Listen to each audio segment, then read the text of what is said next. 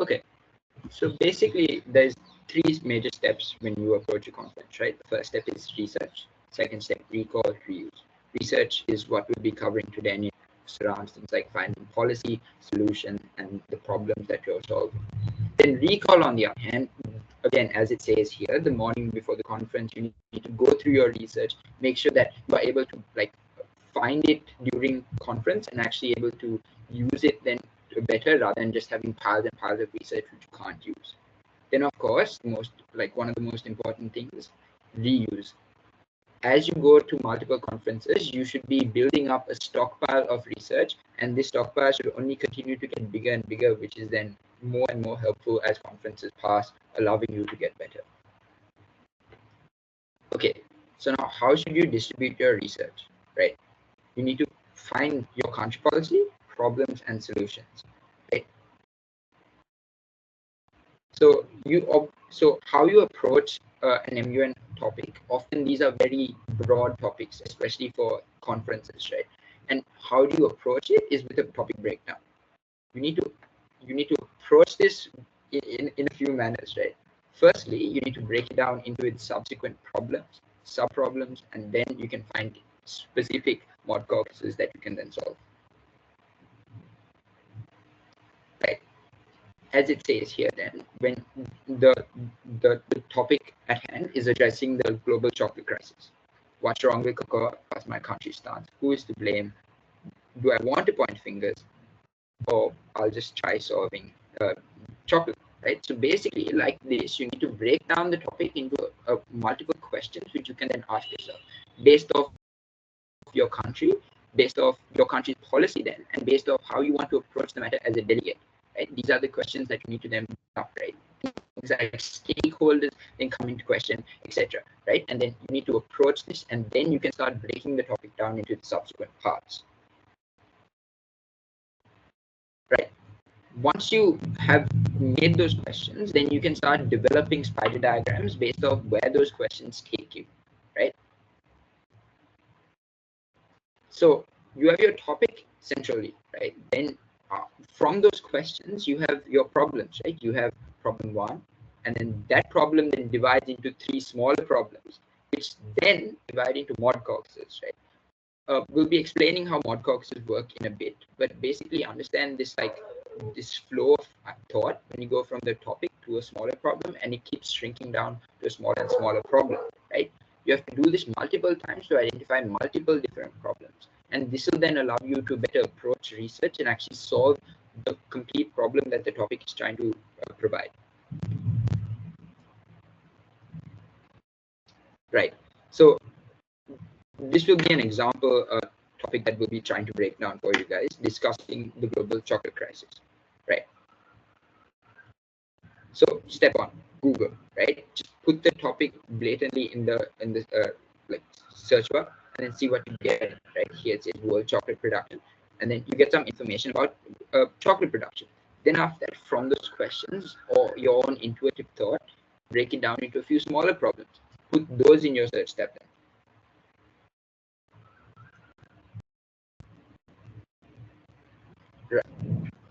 Right. Like this, you say farmers and chocolate production, right? That is one main stakeholder of this. Then you are able to find like specific citations and sites that are like link you directly to that problem you want to deal with, right? Then you have the farmers, you have other stakeholders that you can consider, right? Keep hopping around from point to point using key terminology within your search bars to help you identify these, help you find these citations better.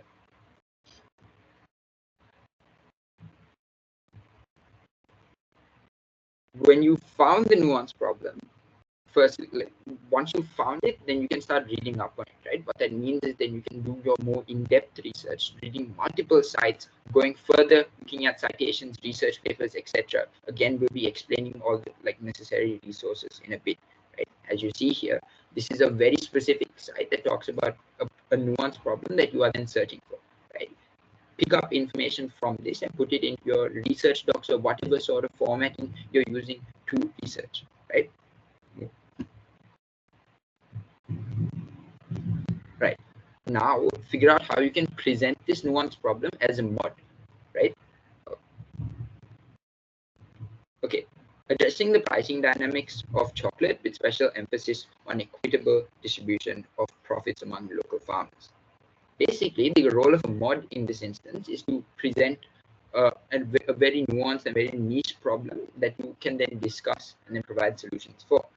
You've taken something that was a much larger topic and then shrunk it down to something like this. Mind you that this wording of this sort needs to be specific but not too specific to make sure that you can have these sorts of discussions without going too far, without limiting discussion. Yeah.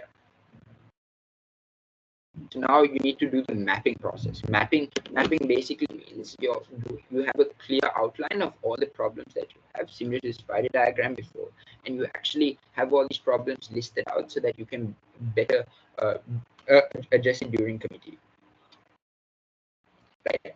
Similar to this, right? Problems, production of chocolate versus deforestation, etc. Right?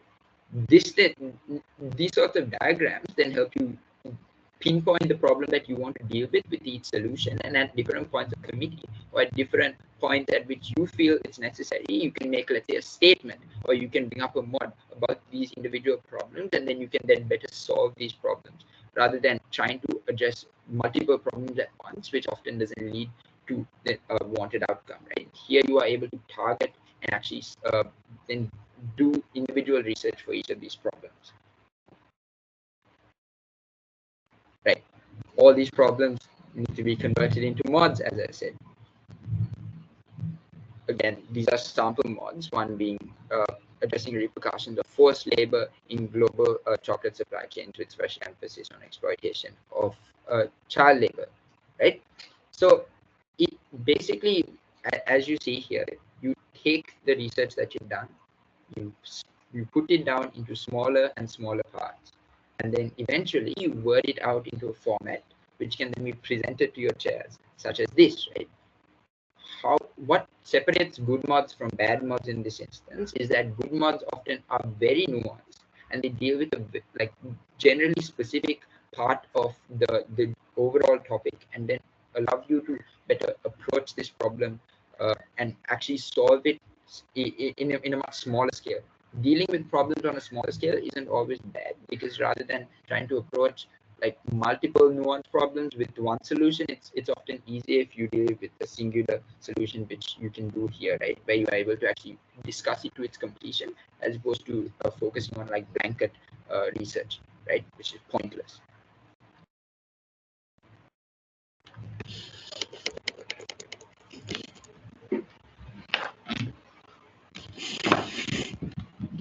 Now we will be moving on to country policy research. So the one thing that happens in committee is that a lot of times I see that delegates are actually scared to speak because they do not know answers to certain POIs that might come to them after they speak, and this really restricts them from actually putting the solutions out, addressing the problems and whatnot, and also restrict them from getting points, right? So I'm going to give you an outlook on how you can be extremely well researched with your country policy so that you don't foreign policy violate yourselves, and also so that you will break the barrier of being scared to speak because you'll get foreign policy violated, right? So moving on. So obviously, as I said, how do you avoid getting foreign policy violated? Yes, in an instance when you don't know something, it's extremely hard to get around the question without saying something wrong that is not aligning with your policy, right? So what we as extra members tell you all is to actually know your foreign policy and know a basic understanding of your foreign policy when it comes to every problem. So the one way to get around the foreign policy violations, obviously not making money in the first place. So there are certain crucial things to know about anyone's foreign policy. These are just the fundamental aspects, not niche things. Obviously, a delegate will, when a certain delegate speaks, will ask a POI on certain niche things. But if you know these fundamental, crucial things about your country foreign policy, you can reword in a way that the delegate's question will be answered, and also you'll be sticking to the question and not going around.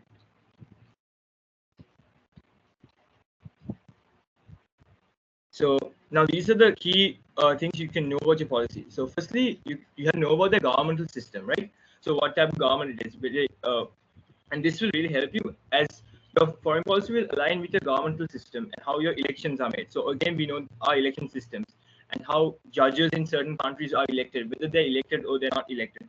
So those are the things that you must know about your country. Also, we'll take a look at trading blocks. So these are, when you look at a trading block, it's something that a set of countries are part of. So when you're part of a certain trading block, there are countries that might agree to these trading block rules and some that might not, right? So if a certain delegates ask you a POI on something niche, you can relate this niche thing to your trading block and tell the delegate that according to your trading block and the things that your trading block has come across, you will be willing to take actions in the future, right? So moving on. Now, another thing we must know is all the different things that are happening around the world today. When a certain topic is given, the delegate mustn't limit him or herself to the topic at hand, right? Because there are other conflicts going on, and these topics can actually branch out in other conflicts, right? So these are a few of the major conflicts that are happening in the world today. So and that have happened and are happening. So firstly, let's take the Pakistan Jammu Kashmir conflict. So this was a border conflict, and many different countries had different policies on this conflict. And so if by knowing your country policy on this, you can sort of, any question related to Jammu Kashmir can be answered with that same single answer of your country policy stance on Jammu Kashmir. And that way you don't need to know a lot of niche things, but just your fundamental policy so that you get through the question and actually answer the question. Another example we can take is obviously the two most frequent ones that people talk about right now are Israel, Palestine, and Russia, Ukraine. Every delegate should know the stance on Israel, Palestine, and Russia, Ukraine, because this is the most simple thing you can get a point of information based on. And when actually answering this, you must make sure that you're also with your foreign policy, and that your foreign policy is actually known on these two conflicts. Moving on. And another thing we can look at are international documents. So what are international documents? These are treaties, conventions, and agreements signed between different countries and multiple countries, or maybe two countries, to set forth a few actions, maybe in the past or even in the past, right? So every country that has signed this will automatically be entitled to follow these documents, right? So if you say something against what's in the documents, that will lead you to go against your foreign policy, and that will be very hypocritical of your own country. So now we look at a few important international documents, right? Firstly, the actual document that governs the UN, which is the UN Charter. And this, obviously, I'm not asking you to know every single article of the UN Charter, but just know how your country has associated with the UN Charter in the past, so that you will have a set of responses you can give the delegates when they raise questions about the UN Charter. And let's take another convention, for example, the 1951 Refugee Convention. These govern the rights for refugees and how refugees must be treated in different countries. And different countries had their own opinions and have derived from this 1951 Refugee Convention the different definitions for a refugee, and also how their country will treat different refugees. And this is going to be country specific at times, and therefore we ask you all to know a country's refugee policy based on the 1951 Refugee Convention, and this would actually help you to answer any questions related to refugees, so that you know that your answer is definitely correct because you researched on this refugee convention, and therefore you can tell it out without being unsure of yourself and defend yourself against any foreign policy violations. And these are a set of other international treaties. So we can look at, for example, the Outer Space Treaty, which governs how different countries can act in space, and you can check whether your country is actually part of it, and whether you're gonna abide by the rules and certain articles and agreements of the space treaty, and when you're not going to do that, so that when a question is asked, you know your actual answer. So now, again, when we look at the fear of getting FPV, obviously, as I said before, even I as a delegate won't know everything, right? So the only way you can make sure that you don't get FPV is sort of go through the FPV and not answer it directly if you do not know. Right. So when we move on, then comes FPVs. POIs are also connected. So I'm going to tell you, I'm going to phrase it like this, right? So let's say a delegate is asking a POI. So I'll tell you how a good POI is constructed and how it can be answered in a way that you do not get FPV.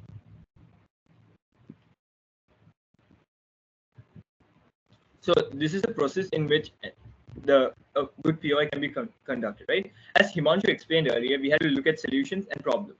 So when you see a problem, you'll obviously have different certain questions on this problem, why it's happening, what the nation is going to do about it, and how this is going to be dealt with, right? So the first part of POI, the first step to making a POI is obviously identifying the problem.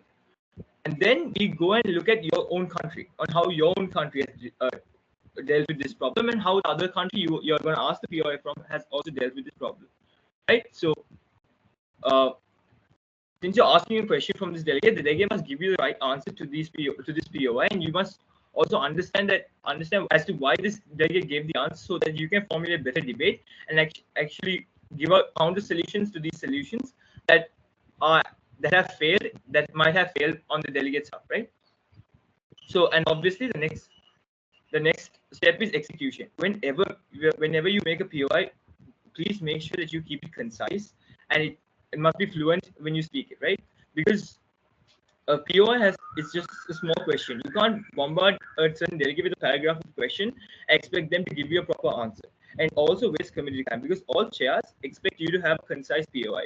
And that's why in most conferences, most delegates ask you to rephrase the POI. It's because the POI is too long, and also the delegate can't catch hold of what you actually need the answer to.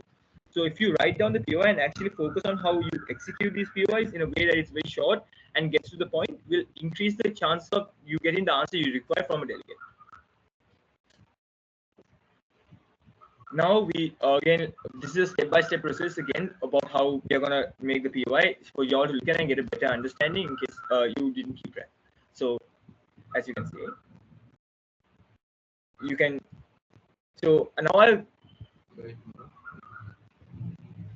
now I'll get to an example of a POI. So let's take Israel, because it's the most popular country at hand today because of the Israel-Palestine conflict. So the POI reads: Delegate of Israel, is it mandatory for the nation to differentiate between deportation order and arrest order for ordinary infiltrators, and thereby justify their entitlement to life imprisonment? So this is obviously POI. So this is what certain delegates do. They try and trap you into foreign policy violations, as I said earlier. And this is the reason as to why most delegates refrain from speaking, especially novice delegates, because they are scared of getting FPV. Do not be scared of getting FPV. As long as you know your policy, there's no way you can get FPV, because you will be speaking your policy, and there's no way a delegate can prove your policy wrong, because that has been said by everyone else out there, and your country has agreed to it, right? So from this question, I'm going to give you two responses. One response as to where a delegate goes towards specific details and might actually get caught for a foreign policy violation. And the other response is the earlier method I talked about, where you steer through an FPV and actually steer through a POI and manage to not get yourself FPV. So moving on.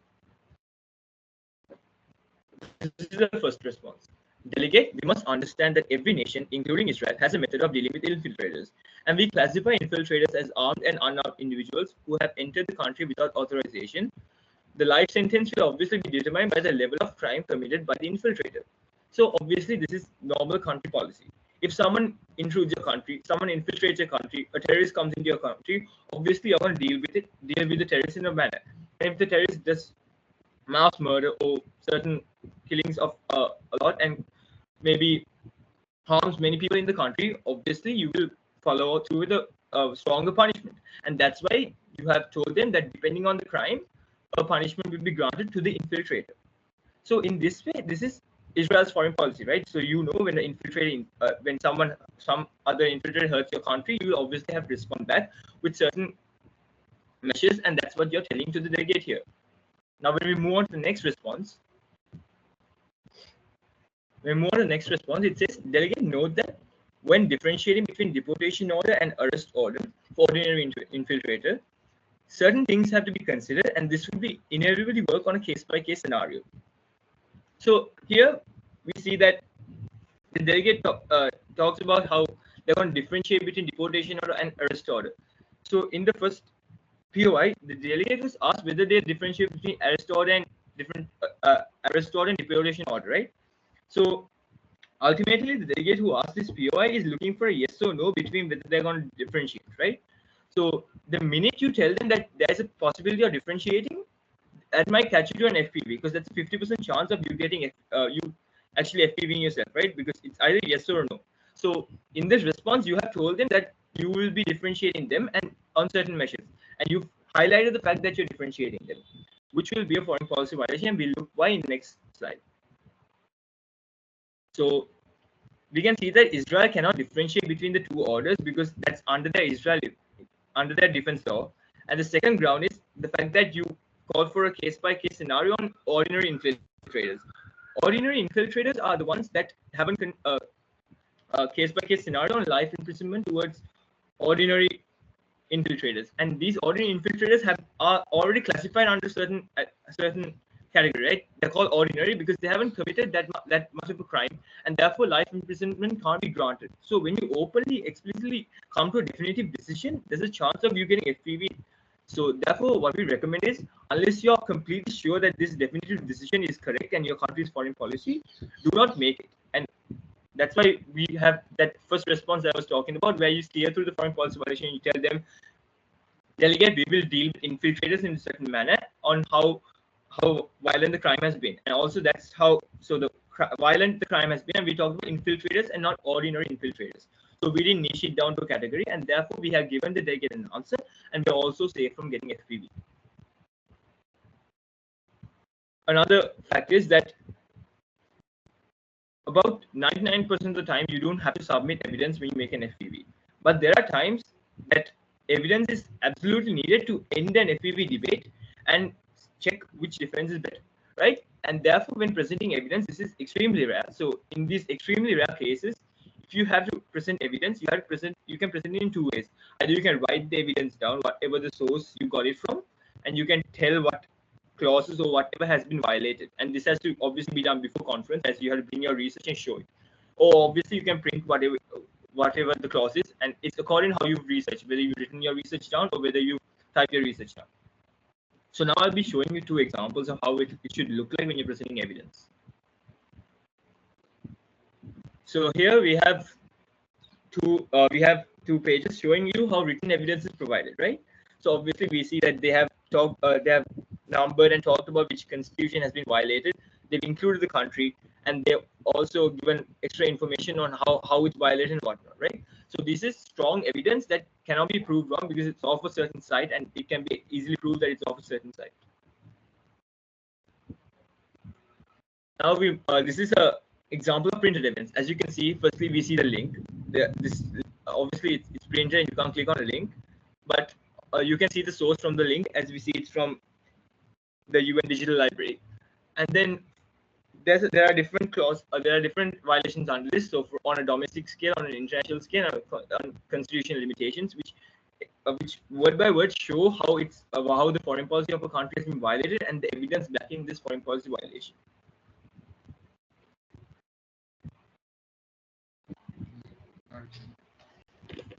All right, guys. So we'll hold that thought from there, since we did cover a lot during the past 30 minutes of this meeting.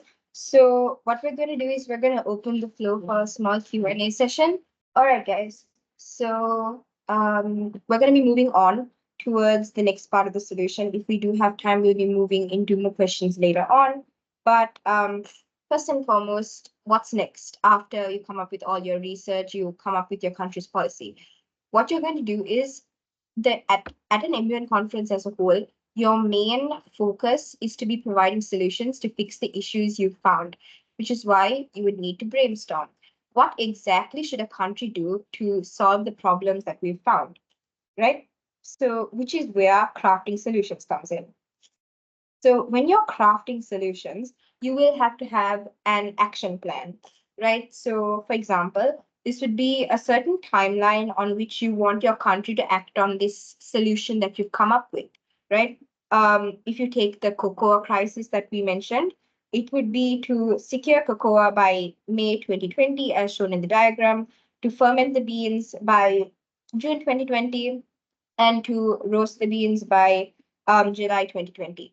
So this would somewhat allow you to break down your entire solution as a whole to discuss within the House. And most speakers would like to reserve their best solutions for their speakers list, in which, or in SLMUN's case, the working paper discussion. The working paper discussion. So what the SLMUN team has formulated is something something which you would be able to understand, formulating solutions and the criteria much easier, and that is called the PISSU approach, right? The PISSU approach. And this is basically a criteria in which you could formulate your solutions. So this reads P standing for practical, I standing for inventive, S standing for specific, S again standing for scholarly, and U for unique, right? But then again, this criteria is not based on certain leverages within your solution itself, right? So for instance, if you are going towards a committee which is more futuristic or historical, you might not be able to apply the practical sense within your solutions itself, right? Again, it depends highly on your committee, it depends on the agenda and so on. But if you're in a committee such as WHO, you would want to move towards the certain practical sense, whereas in a historical committee, you might go towards an inventive approach, right? So this is basically, it's not a fixed guideline, it's not a fixed rhetoric, but this could be somewhat used to form the basis of your solutions. So after you've created your solutions, we'll be moving on towards working paper or resolution research, right? I'm assuming that most of you guys know what a working paper and resolution is. This is basically a list of your solutions which you've come up with throughout the days of debate. And there are several resources available online and available in written form to actually help you come up with the research needed, right? So you can have, for example, the United Nations Digital Library, right, which is basically an entire online documentation forum in which you could access any and all international conventions and so on, which were mentioned previously by Mandev in the case of, for example, the UN Charter or the Non-Proliferation Treaty and so on, right? So when you move on towards, you have the access to these UN resolutions, but how exactly would you read through them, right? So while you read through your resolutions, you will automatically somewhat adapt the writing style in which would make you grow better. So we have compiled a few steps to actually make sure that you would be able to implement a better writing style within your resolution, right? Step one reads, to find a resolution that is relevant to your topic. This is quite straightforward because, for example, if you were in a committee such as WHO, you wouldn't exactly be talking about nuclear weapons, right? So finding a solution that is relevant to your topic is essential for having a well-rounded resolution as a whole, right, to solve the main issue. Step two is skimming through and extracting a few op clauses and preambulatory clauses from previous UN conventions that may exist, right? For example, using the UN Digital Library, you could implement and read through several resolutions, but this doesn't exactly mean you could plagiarize, right? Finding and getting inspiration is not exactly the same as copy pasting already existing op clauses and preambulatory clauses, which we at SLMUN highly discourage, right? And finally, step three is to take each clause and break it down into sub problems and sub issues, right? This will also be done through which you find your research, right?